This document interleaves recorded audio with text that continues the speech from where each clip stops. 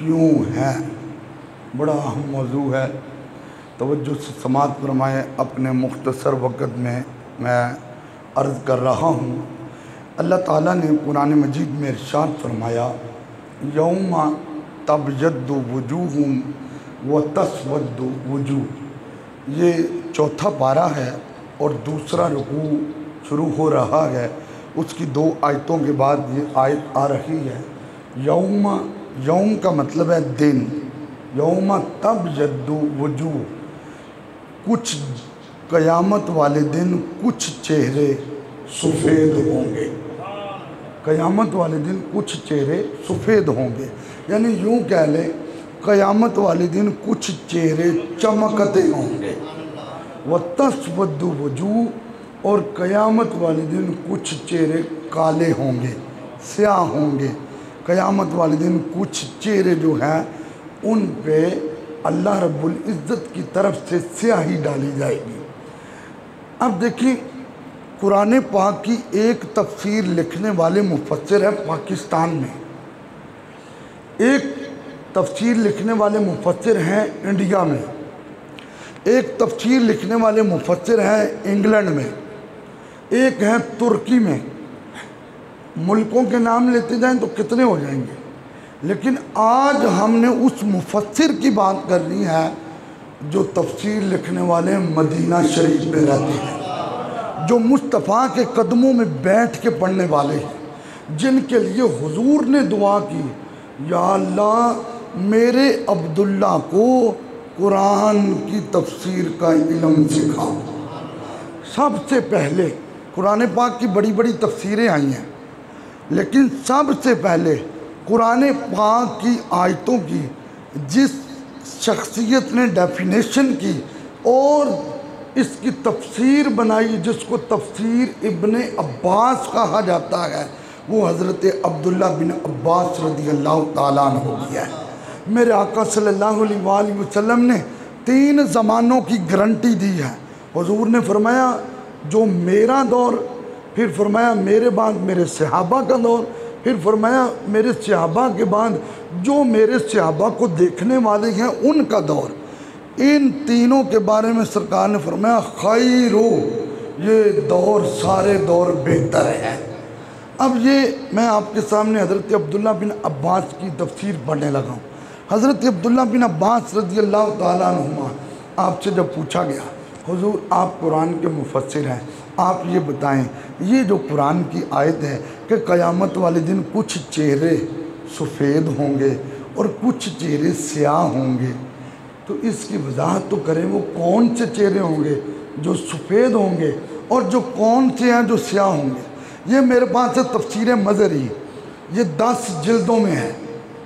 और आपको बताता जाऊँ, अल्लाह पाक मेरे ससुर को करवट करवट पे जन्नत में आला मकाम अदा फरमाए, उन्होंने शादी का ये गिफ्ट किया था मुझे। 10 जिल्दें मुकम्मल हैं। इस तफसीर मज़हरी के सफ़ा नंबर 133 और 134 पे इसी आयत के ज़िमन में हज़रत अब्दुल्ला इब्ने अब्बास रज़ियल्लाहु ताला अन्हु का कौल नकल है। वो कौल क्या है? हज़रत अब्दुल्ला इब्ने अब्बास रज़ियल्लाहु ताला अन्हु फरमाते हैं, ये आयत पढ़ के आप फरमाने लगे, लोगों क़यामत वाले दिन आहले सुन्नत के चेहरे रोशन होंगे। ये किसी ने अगर तस्वीर लेनी हो, देखना हो तो वो देख सकता है। आहले सुन्नत के चेहरे रोशन होंगे। और मैं अरबी इबारत पढ़ दूँ, तबयद्दु वजूहुन अहलु सुन्नति वल जमाअ व तस्वद्दु वजूहुन अहलिल बिदअ व दलाला। फरमाया जो लोग बिद्दत और गुमराही वाले होंगे उनके चेहरे स्याह होंगे, और जो लोग आहले सुन्नत व जमात वाले होंगे, यानी आहल का मतलब वाले होता है, उनके चेहरे सफ़ेद होंगे। अच्छा, ये एक तो तफसीर मज़री है, ये मेरे पास है तफसीर इब्ने कसीर, और ये बड़ी मन्नी परवन्नी तफसीर है, ये मन्नी परवन्नी तफसीर है। इसमें भी मैंने अभी आकर देखा तो इसमें भी इस आयत के ज़िमन में लिखा हुआ है, हज़रत अब्दुल्ला इब्ने अब्बास फरमाते हैं क़यामत वाले दिन अहलुस सुन्नत के चेहरे सफ़ेद होंगे और अहलुल बिद्दत और गुमराही वालों के चेहरे स्याह होंगे। ये इसमें भी मौजूद है।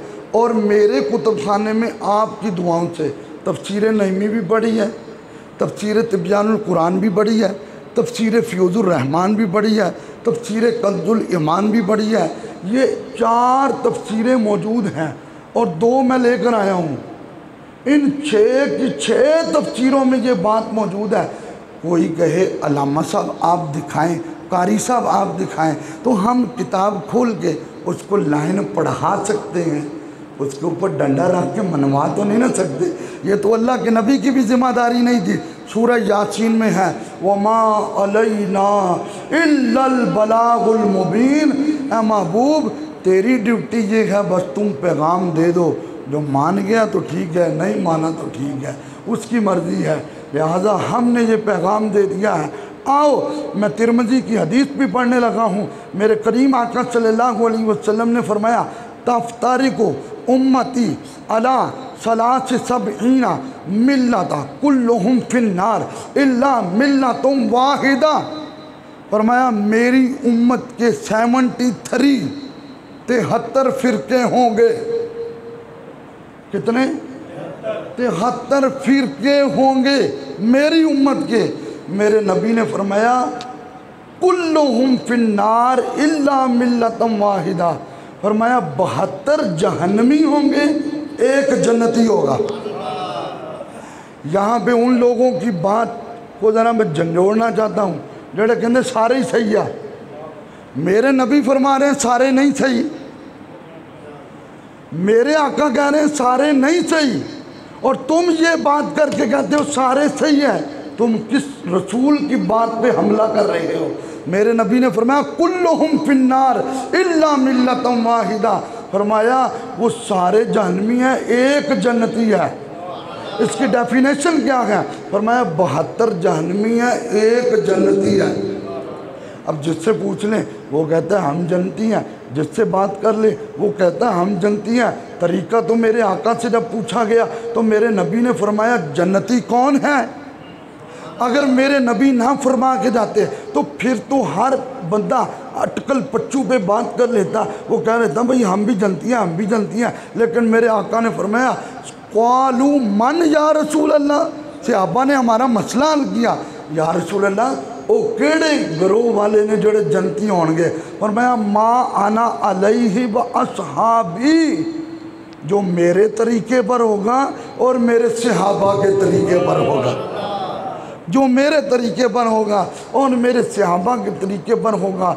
सुने लोगों, आज तक जितने मेरे नबी के सहाबी आए हैं, किसी सहाबी का ये जुमला नहीं है कि मेरे नबी गैब नहीं जानते, किसी सहाबी का ये जुमला नहीं है कि मेरे नबी मर के मट्टी हो गए हैं, किसी सहाबी का ये जुमला नहीं है कि मेरे नबी हमारा दरूद नहीं सुनते हैं। बल्कि एक सहाबी ने अर्ज़ किया था आका अब आप हमारे सामने हैं, हम आपको देखते हैं तो दरूद पढ़ लेते हैं। जब आप कब्र में चले जाएंगे एक हड्डी जो गल जाती है, आप ऐसे हो जाएंगे तो फिर हमारा दरूद किधर जाएगा? मेरे आका ने फरमाया इन्नल्लाह हर्रमा अलल अर्दी अन ताकुला अजसादल अंबियाई फनबियुल्लाहि हय्युन व युरज़क़ु फीहि। अल्लाह ने ज़मीन पे हराम कर दिया है वो नबियों के जिस्मों को खाए।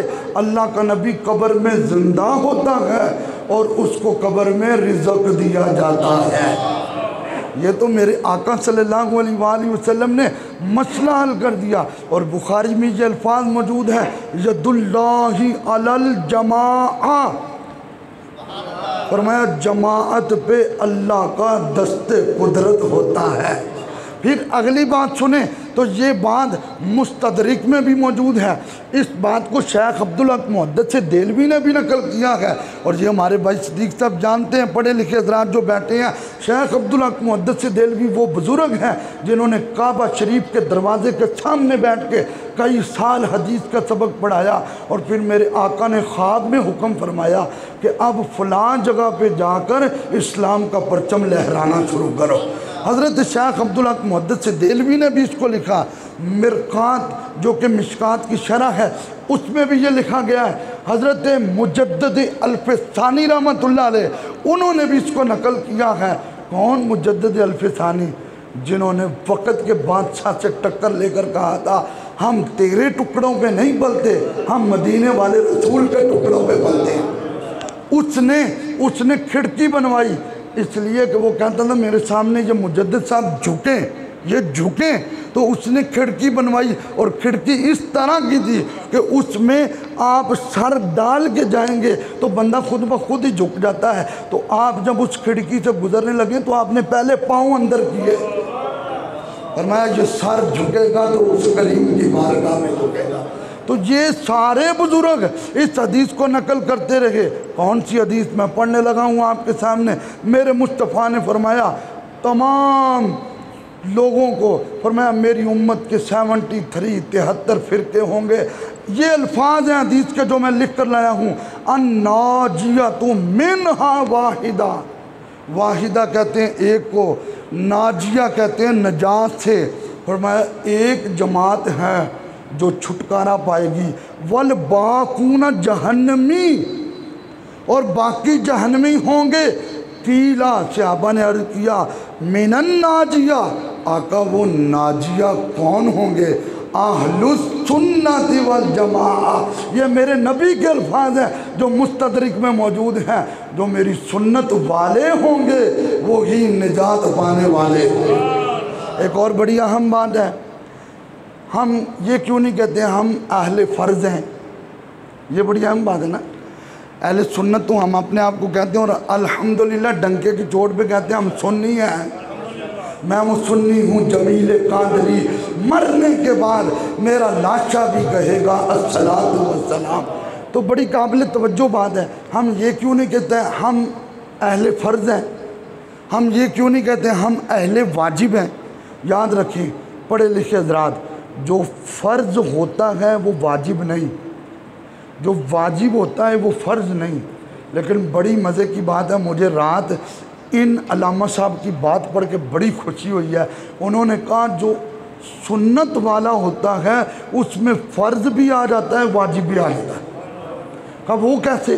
कहा देखें भाई 4 फ़र्ज़ हैं ज़ोहर के, 4 फ़र्ज़ हैं ज़ोहर के। 4 फ़र्ज़ पढ़ने के लिए खड़े हुए, हाथ कानों तक उठाए तो मेरे नबी की सुन्नत है, हाथ बांधे तो मेरे नबी की सुन्नत है। फ़र्ज़ उधर फ़र्ज़ अदा हो रहे हैं, इधर मुस्तफ़ा करीम सल्लल्लाहु अलैहि वसल्लम की सुन्नत भी आ रही है। लिहाजा हम हुजूर की हर निस्बत का एहतराम करने वाले हैं। हम नबी पाक सल्लल्लाहु अलैहि वसल्लम के साथ जो ताल्लुक़ रखने वाला है हम उसके गुस्ताख नहीं हैं। हमारी कभी जुर्रत नहीं बनती कि हम उस निस्बत की माज़अल्लाह गुस्ताखी करें जिसका ताल्लुक़ मुस्तफ़ा के साथ है। हम तो कहते हैं नबी का जो ग़ुलाम है हमारा वो इमाम है, इसलिए कि हमारे बुज़ुर्गों ने हमें ये अक़ीदा दिया है। कौन नहीं जानता हज़रत इमाम शाह अहमद नूरानी सिद्दीकी रहमतुल्लाह अलैह जब बोला जाता था हक़ व सदाकत की निशानी, तो जुमला एक ही होता था इमाम शाह अहमद नूरानी। और जब ये बोला जाता था कि न बिकने वाला न झुकने वाला, तो एक ही नारा लगता था इमाम नूरानी, इमाम नूरानी। उनसे दोस्तों ने पूछा था हज़रत हम तो आपके पीछे नमाज़ पढ़ लेते हैं लेकिन आप हमारे पीछे नमाज क्यों नहीं पढ़ते? तो जुमला बड़ा प्यारा था, और मैं हमारे बड़ों ने आपके पीछे नहीं पढ़ी इसलिए हम भी आपके पीछे नहीं पढ़े। तो ये कितना हसीन जुमला था। हम कहते हैं जो मुसल्ला इमामत पे खड़ा है उसके दिल में हुजूर का तो एहतराम हो। पीर सैयद मोहम्मद सईदुल हसन शाह साहब का मुझे जुमला बड़ा पसंद आया। उन्होंने कहा यार लिबास गंदा हो, सुने, उन्होंने कहा लिबास गंदा हो, जिस्म गंदा हो तो नमाज नहीं होती। नमाज है, उन्होंने कहा अकीदा गंदा हो तो नमाज कैसे होती है? या अपने मन को मुस्तफ़ा करीम की मोहब्बत का मरकज़ बनाएं, हुजूर से प्यार करें, हुजूर से मोहब्बत करें, हुजूर से उल्फत करें। हाँ, मन अहब्बा लिल्लाह व अबग़दा लिल्लाह, जिसने अल्लाह के लिए किसी से प्यार किया, अल्लाह के लिए किसी से बुग़्ज़ रखा, आता लिल्लाह, अल्लाह के लिए किसी को दिया, अल्लाह के लिए किसी से रोक लिया, फ़क़द इस्तकमलल ईमान, तो उसका ईमान भी कामिल हो गया है। हज़रत उमर बिन ख़त्ताब को कौन नहीं जानता, इतनी बड़ी शख्सियत है, लेकिन हुजूर के सामने आकर कहा, आका मैं हर चीज़ से बढ़कर तो प्यार करता हूँ आपसे, लेकिन अपनी जान से बढ़कर नहीं करता।